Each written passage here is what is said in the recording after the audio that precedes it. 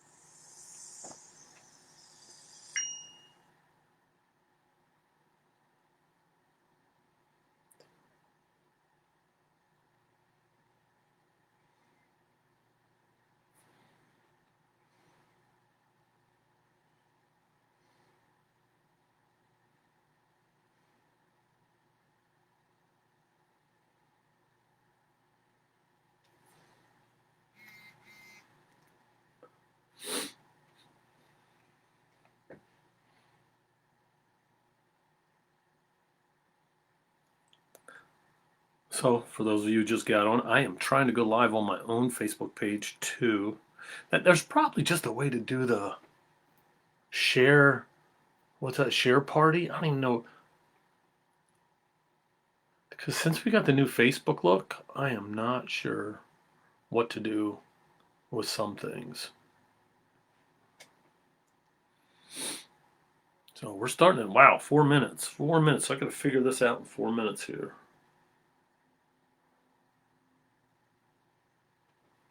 So, good morning, Sharon and Aunt Pam. Another Sharon. We got 2 Sharons. How crazy is that? That's all that we have in the comments. Hey, everybody, throw up your comments. Throw up your good mornings to your friends.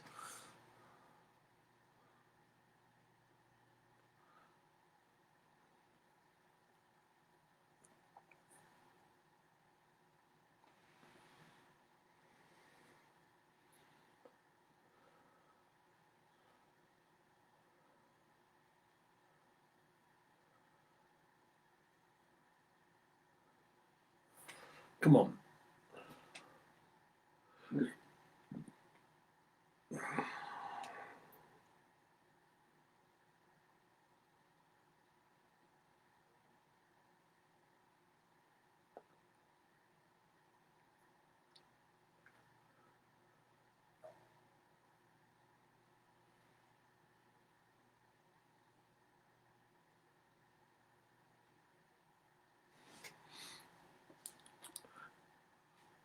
Good morning, Janet Singer. I am having a hard time here with this phone of mine.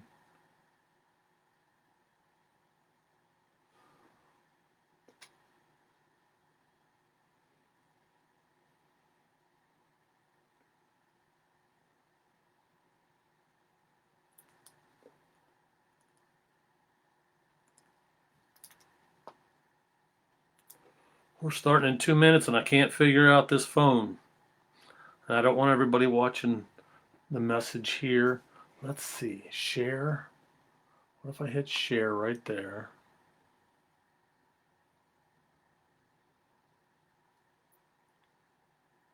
Share now public.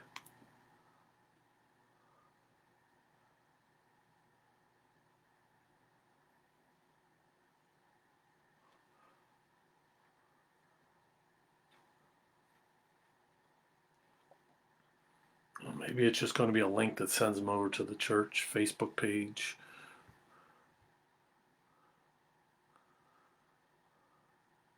All right, wow.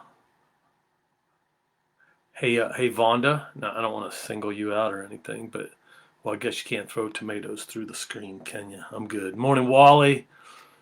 Good morning, Floyd and Iva. Good to see you guys here. Valerie Wilson, hello.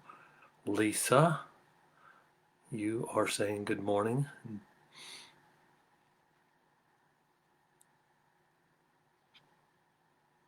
So we're starting in a minute, 1 minute. All right, so I am going to try one more time on my phone here so that it will set up sideways, right? Like this.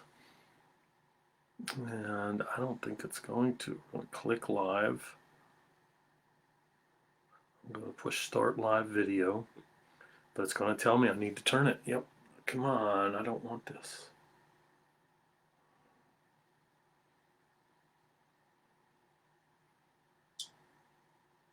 Okay, well, we're not going live on my own if that's the problem, huh?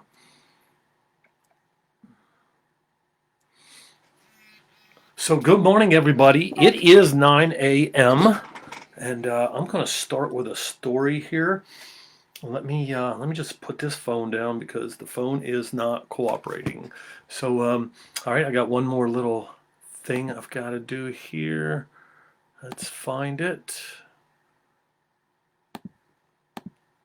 All right, so I'd like to start with a story here this morning. There was a teacher, all right, kindergarten teacher, and one of her students was having a lot of problems putting on his cowboy boots. And so she went over to help him. And so she's pushing, he's pushing, and she's pushing her, trying to get things done. And they fought like crazy. Finally, they got the boots on the little guy.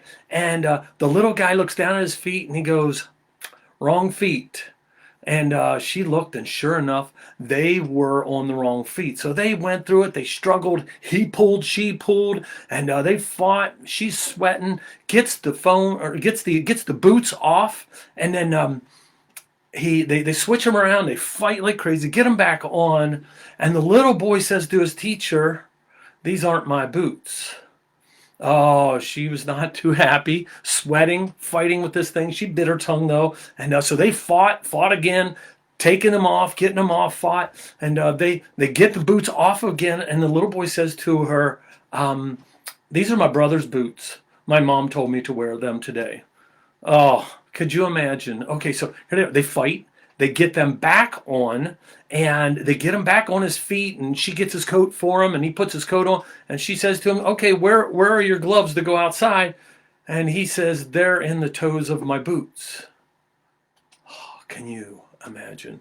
So they fight the boots off again, and she reaches down in. There are no gloves in the toes of the boots. And he says, "I told you they're in my boots. These are my brother's boots." Okay, I do not. I added the last part to it. I don't know if there's any truth to that story or not. But today's message is going to be very ADD-ish. What I'm doing is, what do we learn at Edge? That's what today is all about. What do we learn at youth group? And so at youth group, we usually start out with something funny, whether it's a video, whether it's a story like that, or I had a couple kids act that one out last week. And but I believe in laughter. And the reason why I believe in laughter is because we are dealing with a generation of hurt. A generation that is just struggling with so many things right now. There's just so much instability in their lives that a lot of kids dealing with anxiety and depression, stuff like that. And so that's why we started with that story. It's got no bearing whatsoever on the lesson, except for the fact that we use humor as a part of youth group. So today's announcements. We will be doing this Facebook Live thing here for the next 3 weeks at least. We'll see how everything goes within the church and with this whole COVID thing and all that. So all my announcements are all negative. No activities in the church, no Awana, no youth group, no Revolution Crew, no Bible study. There is nothing going on in the church. And so, but be looking for us here on Facebook, and that's where we're going to go. And by the way, if you've never been in my office, this is my office right here. You see everything on the wall back there there's something special about it, including the latest thing is, I can't tell what I'm pointing at, the Hannah made me the butterfly. I love the butterfly. So today, before we go into prayer, there's just some things I want to share with you. Dot Barkley, after a struggle, she has passed away. She really went through quite an ordeal in the ICU. And but you know what? I was talking to Dale, and you want to know what the last thing Dale did with his mom? They prayed together.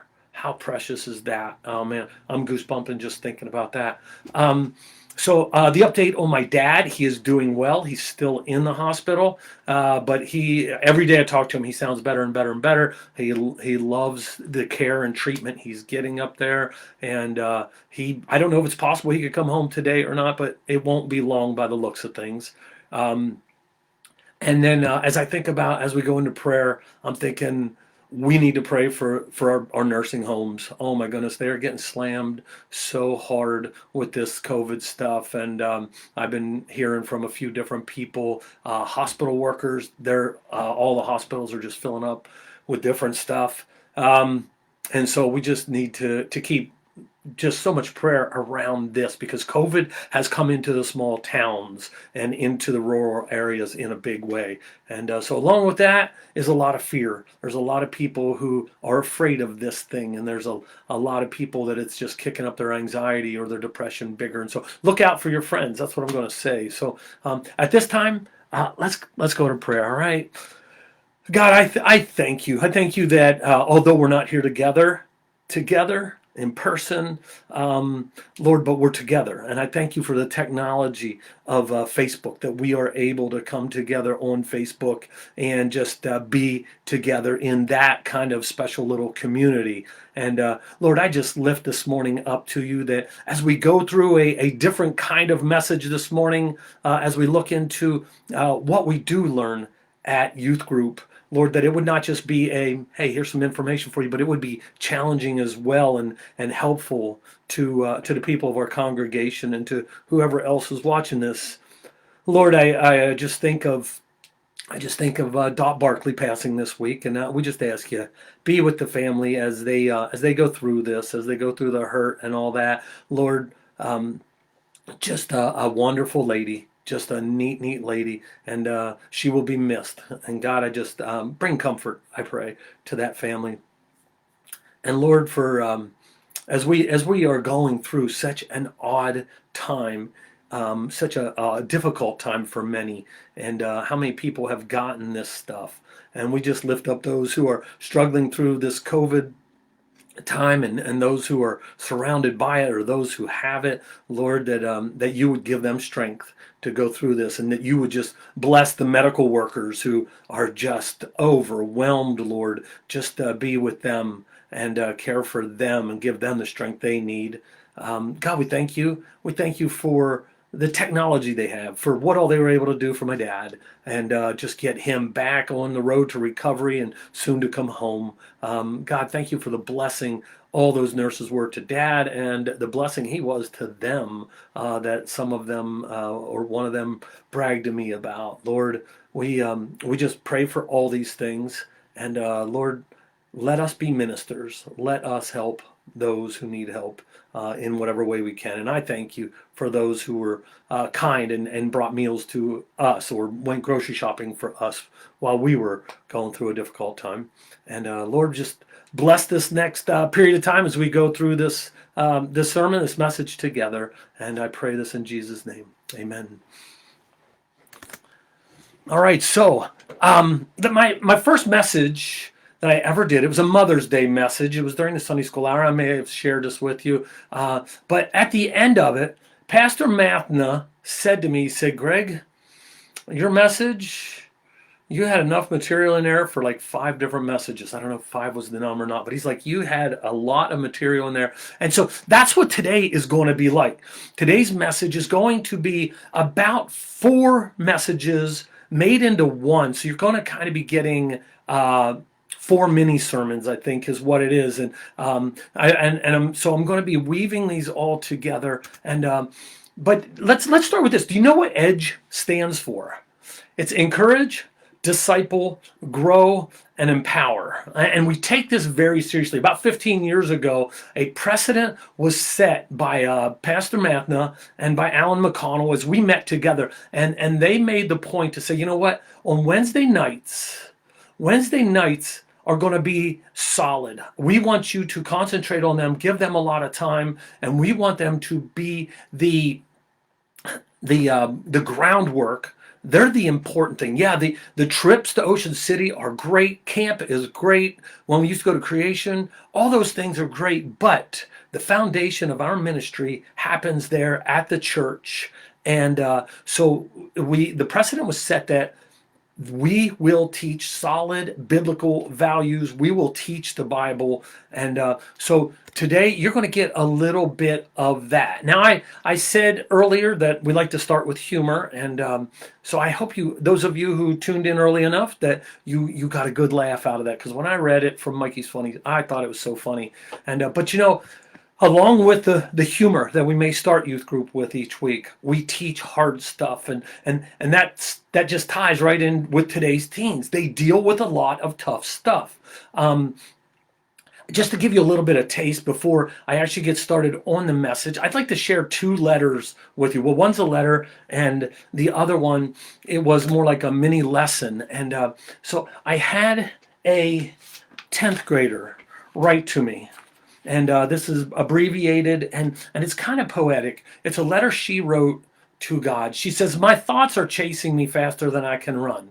I can't seem to catch my breath. My demons have been unleashed throughout my body and my mind. My body starts shaking while my mind is racing. I feel my demons catching up to me. I feel their hands around my neck, pulling me right back to where I started, back to the dark pit I barely crawled out of. But then it comes to me. How did I get out last time? If I did it once, why can't I do it again? How do I find you again? Aren't you ashamed of me? Don't you hate me? I've sinned against you. I haven't been loyal to you. How can you still love me when I can't even love myself? You still call me your child and take me back into your arms, even though I turned my back against you. You built me back up from the pile of dust I became to a loving follower of Christ. You showed me all the things I would have missed out on. If I had chosen the permanent solution, you showed me how to live again. And that was written by one of my 10th graders. And then I give the opportunity for students. We do this thing that's called, and the leaders, it's called Take 5. And that's how I first began teaching when I was a volunteer youth leader. And so we have these Take 5. And so a kid or a leader can volunteer, and they can share their testimony. They can actually do a mini lesson if they want to. And so I wanted to share what one of this comes from one of my 7th graders. And it says, I was very close to my gram, but then we moved 4 hours away when I was 4. On July 19th, 2014, my cousin called to tell us my gram died. I was 6. I remember it vividly. As soon as I heard she wasn't breathing, I busted into tears. We went to her viewing. When it was my turn, I stepped up and looked at her, and I felt like I couldn't breathe. It hit me. I would never hear her voice again, never hug her again, never make Jell-O with her, never get another butterscotch candy she always carries. 5th grade year, I got in a lot of drama, and after a while, it started to drag me down. 6th grade hit me hard, and I went from straight A's to almost failing. I stopped caring and got into a ton of trouble. I did some really bad things as more and more people kept walking out of my life, leaving me more broken. I let people's opinions of me drag me down. I pushed everyone away, and then I started cutting each time something happened. It got to the point where it was like an addiction. I couldn't go 2 hours without it except when sleeping. I got so depressed and lost all hope on life to the point that on January 29th, 2020, I attempted suicide. I ended up being diagnosed with major depression. How does this happen? How does this happen? And this is not an isolated story. We hear it a lot. And but do you want a happy ending? Would you like a happy ending? It goes on. I used to just believe in God because I was raised to. I can honestly say I didn't truly believe in God until this year. Jeremiah 29:11 says, "For I know the plans I have for you, declares the Lord, plans to prosper you and not to harm you, but plans to give you a hope and a future." She finished her talk to the youth and the leaders that one night, and she said, "I just want to say one last thing tonight. If anyone is struggling in any way, please, please reach out. You can always come to any of our youth leaders, anyone you trust." And and that is true. Our leaders make a difference in the lives of these kids. So now let's get into our message here today. And so I'm going to tell you, sit back, because today you're 14 years old and you are a member of the Edge crew, and this message is for you. We talk about the hard stuff. I told you that. Swearing, lying, disobedience, addiction to phones, to video games, and to pornography. We talk about mental health issues of depression and anxiety, because that is the world we are living in. Whether it is you going through it or someone you know, it is a very real part of many of your lives. Let's talk about a little bit about the life of David. Pastor Mike just did a series, and King David was one of those that he talked about. And King David had failures and he had victories. We have a God that is full of grace. Even in the life of someone like David, in his crazy failings with Bathsheba and his harsh anger that burned against Naaman, that if not for the reasoning voice of Naaman's wife, David would not have only killed Naaman, but he would have destroyed every male that was in his household. What kind of craziness is that? David protected Naaman's shepherds out in the fields and took care of them, but then he did not pay him. And I got to thinking, how angry would I have to get to want to kill somebody, let alone that David wanted to kill every servant, every male servant. And it's unfathomable that this same man that got Bathsheba pregnant and then set up her husband to be killed could again be considered the greatest king ever, by which all the rest of the kings would be compared to. And it hit me when Pastor Mike was preaching this. I got to think that there were other men who were killed that day along with Uriah. And that left children without fathers and women without husbands. And but yet David was considered a man after God's own heart. And so where do we go when we need comfort? We go to the writings of King David.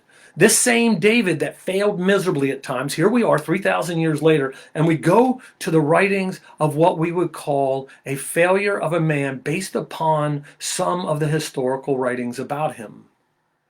Yea, though I walk through the valley of the shadow of death, I will fear no evil. Who's been there? Who's been in those shadows? Who can truly say they feared no evil? I have feared the evil. But David's words he wrote, they bring comfort. Let's look at a few others of these, like I did with the youth. And listening to the words of these might be your message today. This might be why you are on this Facebook Live today, listening to this. But Psalm 27:1, the Lord is my light and my salvation. Whom shall I fear? The Lord is the strength of my life. Of whom shall I be afraid? Pay attention. Listen to that one. Psalm 27:1. That comes back. You'll be hearing that again at the very end of this message today. Psalm 40:1 and 2. I waited patiently for the Lord, and he inclined to me and heard my cry. He also brought me up out of a horrible pit, out of the miry clay, and set my feet upon a rock and established my steps. Wow. This one sounds kind of like the writings from my 10th grader. A horrible pit, stuck in the miry clay. But then she realized who's got her and where he has placed her, on the rock.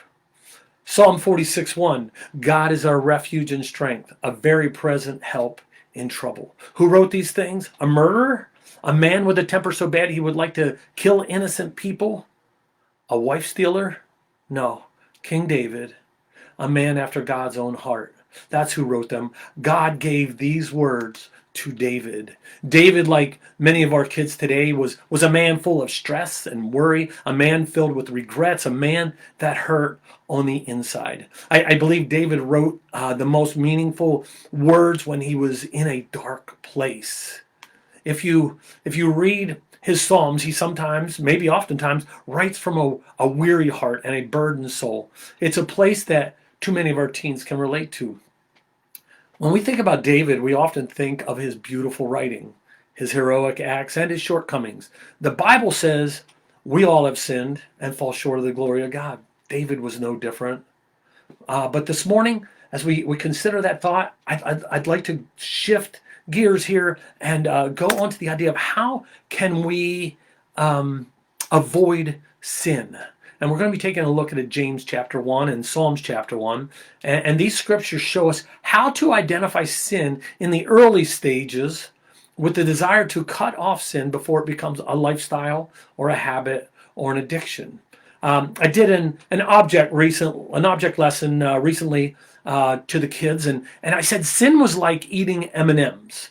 And I had these peanut M&Ms with me, and I'm like, first you eat one, and it tastes good, it's good, but after a while it's like, one's not enough, and you want two, and then you want 8, and then you want to just dump the whole bag full into your mouth. Well, the problem was I should have used plain M&Ms because the peanut M&Ms started choking me, and so Greg Hench with yet one more failed object lesson. But Psalm 1:1 says, "Blessed is the one who does not walk in step with the wicked, or stand in the way that sinners take, or sit in the company of mockers." See this progression? Step 1, don't walk with. Step 2, don't stand with. Step 3, don't sit with. You can walk places and you can hear things, but when you're walking with somebody and you're in a conversation, you're part of it without really maybe having to be a part of it, and you can leave it at any time. However, when they stop and you do not continue on your way, it is you now interested in what they're saying. It's you stopping and saying, you know what? Tell me more about this. And then step 3, when you sit with them, you have become a part of them, which will lead to you being a participant with them. You see the progression of walking, standing, sitting. And when you start to recognize, in the walking stage, and don't even go to the sitting stage or the standing stage. And then James chapter 1, we see this same kind of lesson taught, but totally different. James 1:14, "But each one is tempted when by his own desires he is lured away and enticed. Then, after desire has conceived, it gives birth to sin, and sin, when it is fully grown, gives birth to death."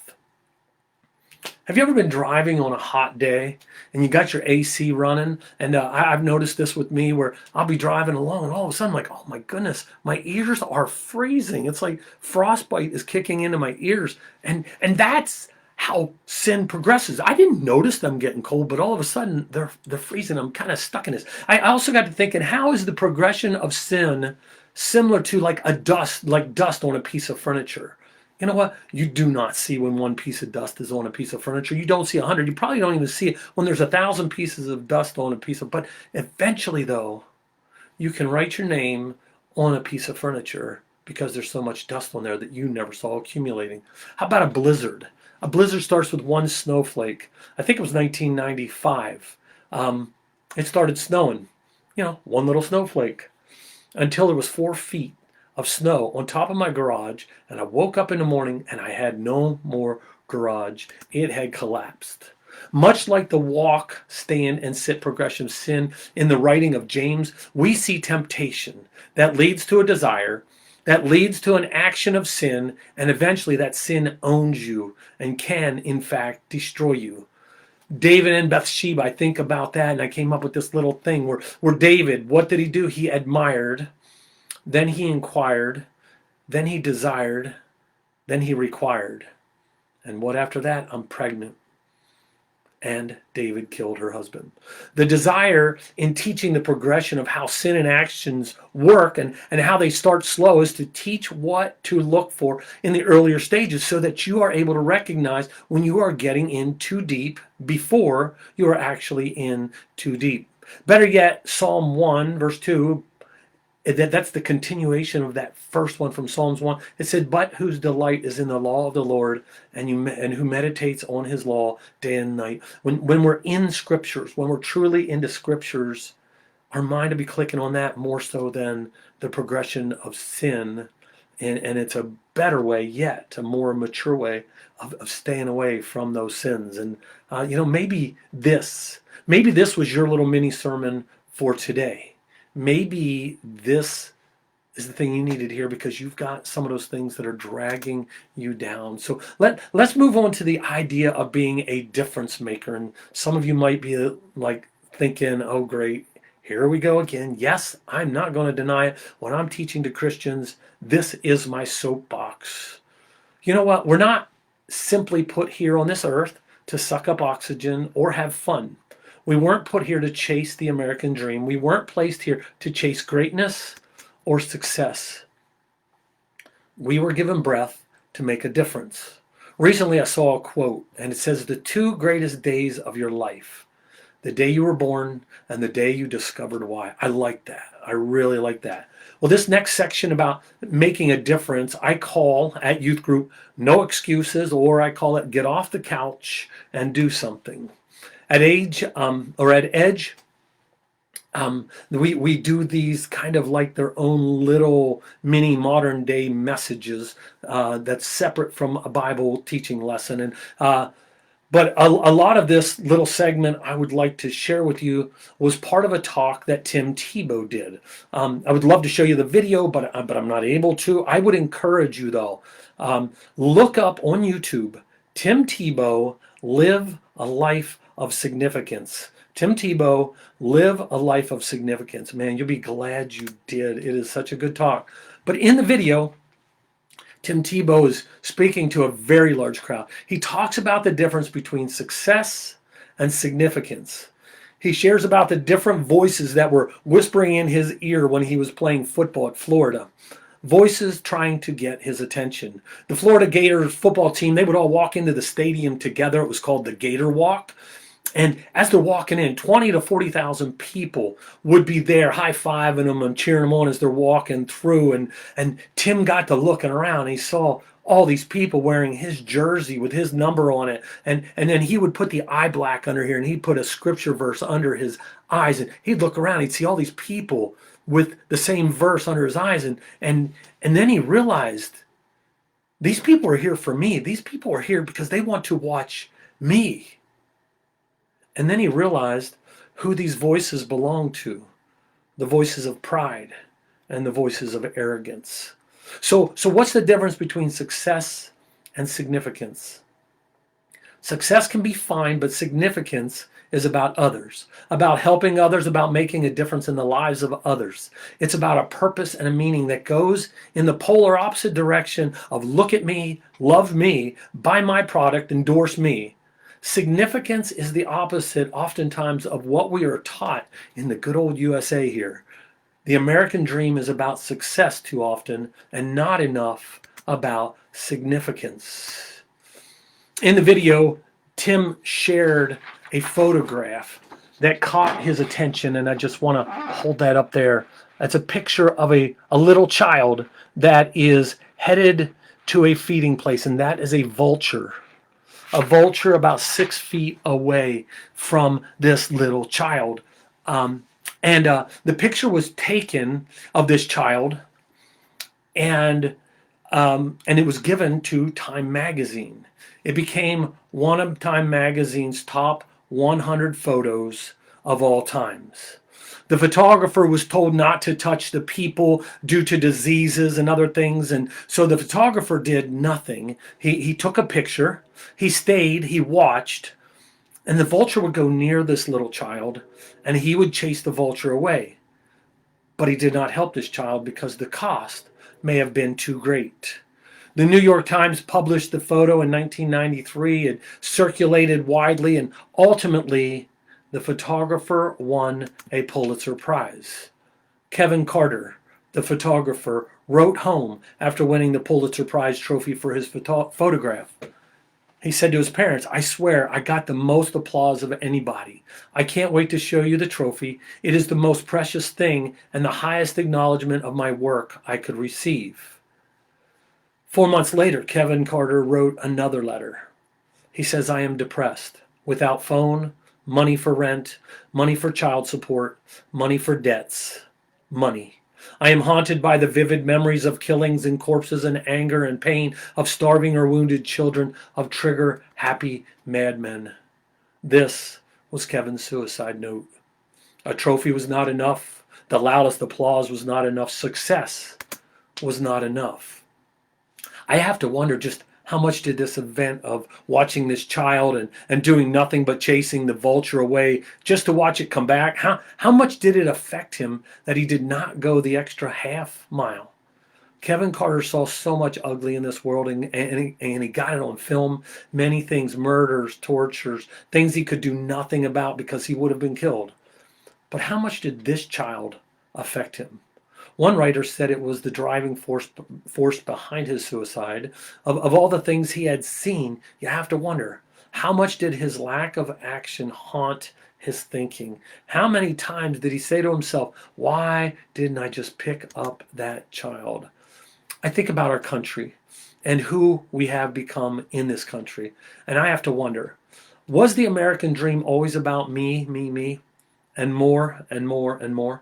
I think about our great country, and I think about those who have fought for our freedoms. I believe that those who died for this country, those who served with the mindset of significance and not success or fame, but for freedoms, I think they would have rather they given their life for you to make a difference and make an impact, and for you to be significant and not just successful.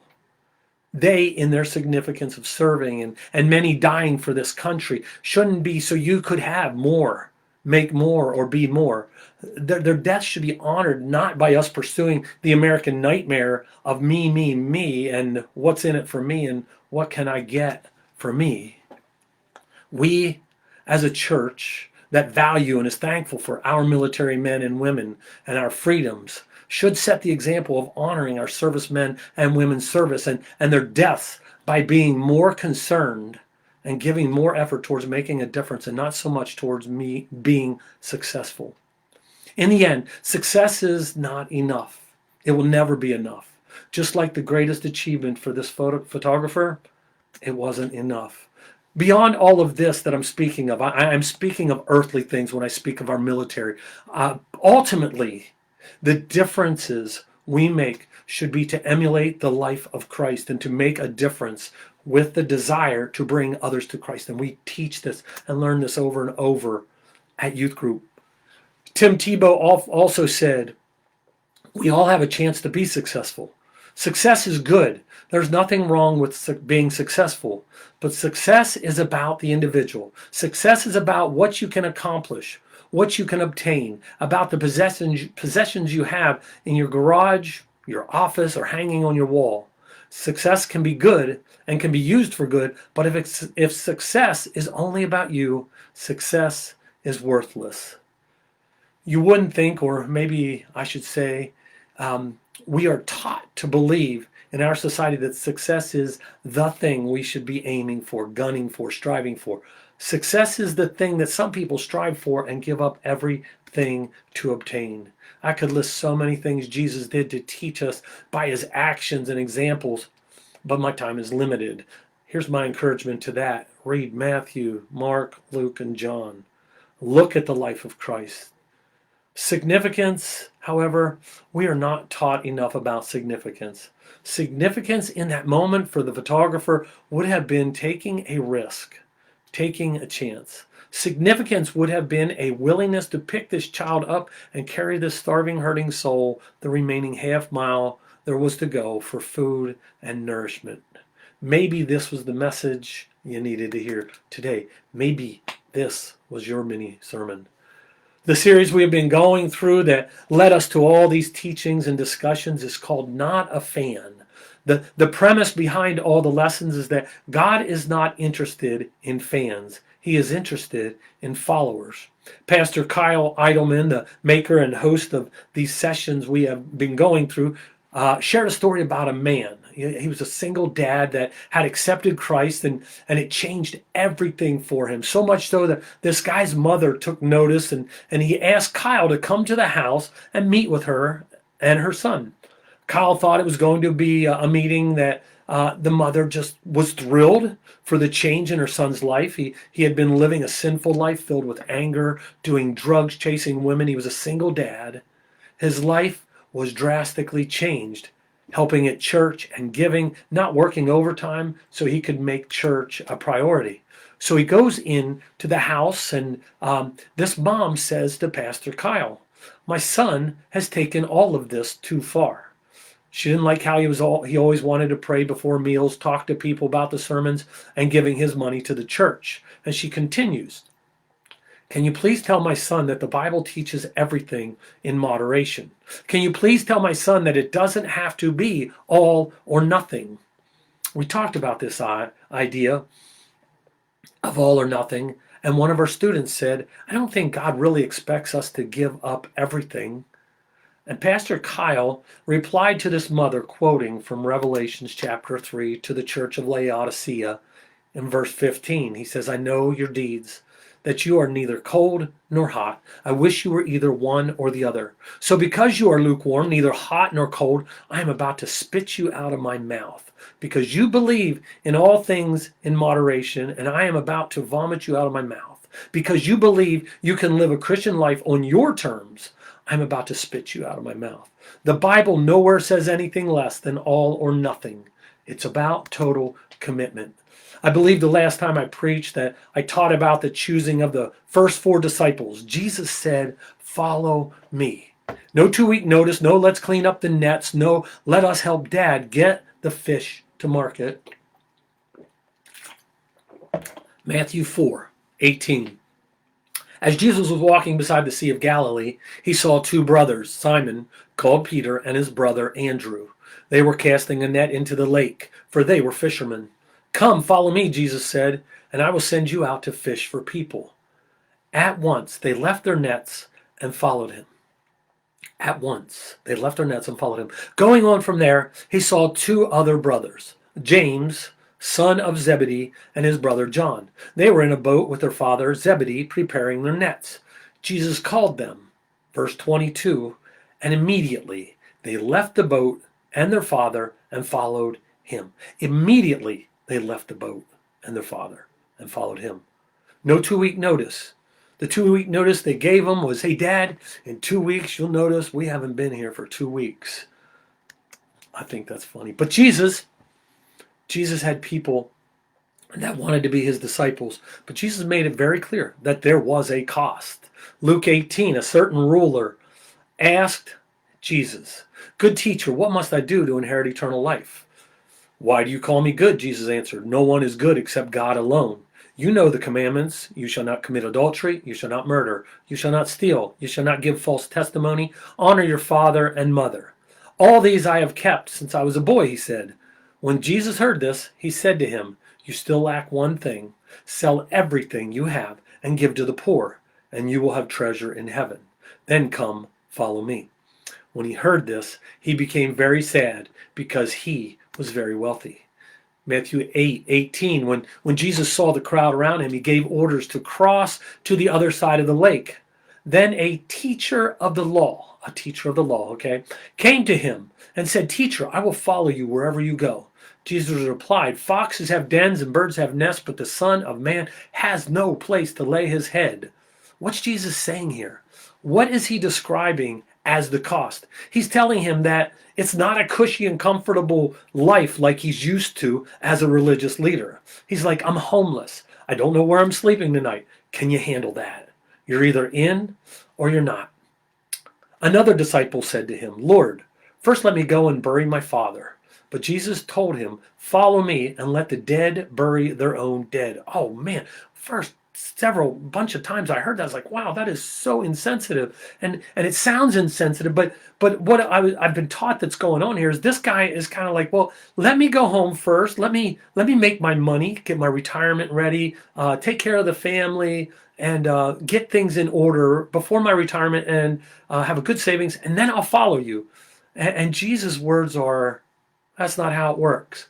I demand it all, and I demand it now. The original disciples, Jesus demanded commitment. He was about all in. He didn't want fans who came and went as they wished. He wanted true followers to the very end. Do you remember the news from February 12th, 2015? Do you remember seeing 21 men in orange jumpsuits being marched onto a beach? 20 Christian Egyptian men and one Christian from another country that worked construction with these other men were beheaded on the beach by ISIS 5 years, 9 months, and 10 days ago. These were not fans. What are you? Are you a fan? Are you a follower? In the video that we watched in youth group, Kyle talked about a mission trip he was on, and he got to preach. Several young men accepted Christ, and they went home, packed up some bags, and then they came back. And Kyle was confused. He's like, what's going on here? And the missionary told them they knew they would be kicked out of their house if they accepted Christ. So they packed and left. These young men knew the cost. They weren't fans. They were followers. And now I want to finish with this story about a young lady. The story comes from the Voice of the Martyrs. Her name is Fatima. Fatima lived in Saudi Arabia, and her family was devoutly Muslim. She originally went in search of something, or she just ran away from her faith, and she became atheist. Someone told her that the Bible had the teachings of Muhammad throughout it, but she was unable to find anything about Muhammad in the Bible. But she did find Jesus. And because of the severe possibility of persecution in her country, she was living this underground Christian life. Someone who was reading her writings, she would put out writings on the internet for people to read. And in her writing, she said that Jesus had a love for the Saudi people. This individual replied to her saying, "You worship a foolish, crucified, cursed Lord. If I had you in my hands, I would slaughter you twice." Well, Fatima's brother discovered her laptop, and on it she knew she was in trouble because of the things that were on her laptop. And she got to her house and in her bedroom, and there's her brother sitting on her laptop.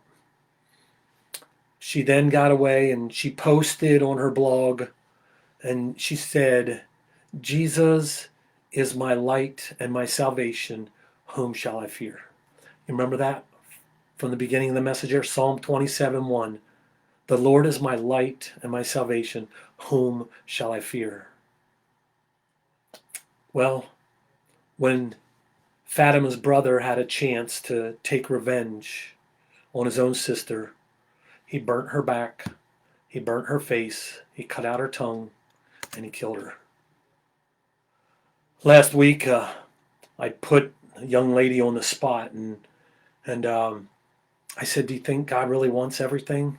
This is after the lessons we'd been having, and I asked her with her permission, and I asked her these questions. When Jesus chose those first 4 disciples, and they left their father's fishing business, what did Jesus expect them to give up? Everything, she says. When the guy that wanted to follow Jesus wanted to bury his father and wanted to have things in order first, what was Jesus demanding when he said, "Let the dead bury their own dead"? Everything. When the religious leader inquired of Jesus wanting to be his follower, and Jesus said, "I'm homeless. I don't think you can handle that." What was Jesus demanding? Everything, she said. When Jesus told the rich ruler to sell everything, give it to the poor, what was he asking of that man? Everything. When those 21 men were blindfolded and marched out onto the beach, what were they willing to give?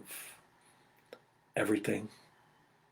And when Fatima was burned and when she was killed, what did Jesus want from her that terrible day? Everything. I don't care if you're 14. I don't care if you're 94. God demands all of you. I once did an object lesson about tithing. Some of you may remember this. We talked about giving 10%. But then I asked the question at the end of the object lesson, what is it that God really wants from you? I proceeded to pick up little Wesley Dellinger that day, and I stood him in the offering plate. He wants all of you. Don't think God only wants 100% from those who live in dangerous places, 100% from those who could be persecuted or killed. Why should less of us be demanded simply because we were born in the United States of America with freedoms that are amazing, that freedoms are incredible? All to Jesus, I surrender. It's probably what we would have sang today at church if we'd have been together. I surrender all. Let that be our prayer. Let us be ones who are willing to surrender all, to give all, to not be about self, but to be about a purpose, for the purpose of winning others to Christ, because they see the example that we live. Let's pray. God, I just pray that this message impacts people the same way all these messages impacted me.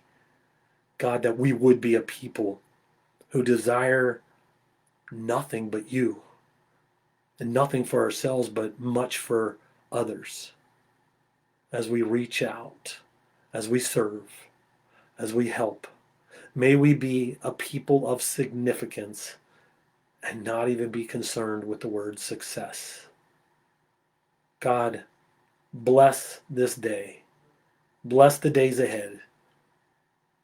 Give us opportunities and let us run with those opportunities. We pray these things in Jesus' name. Amen. I'd like to just thank everybody that was on here, and go make a difference, all right? I'm just going to let this up for a little bit here. And so, hey, take care.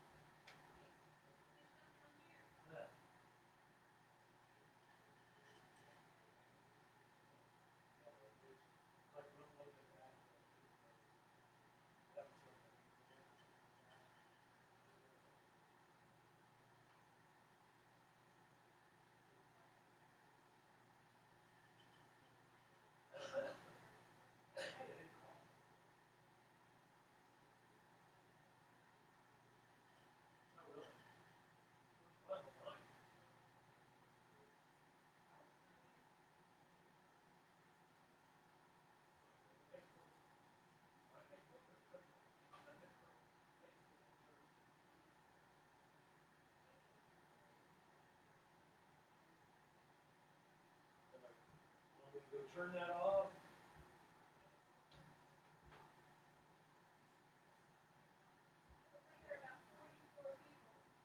Oh, yep.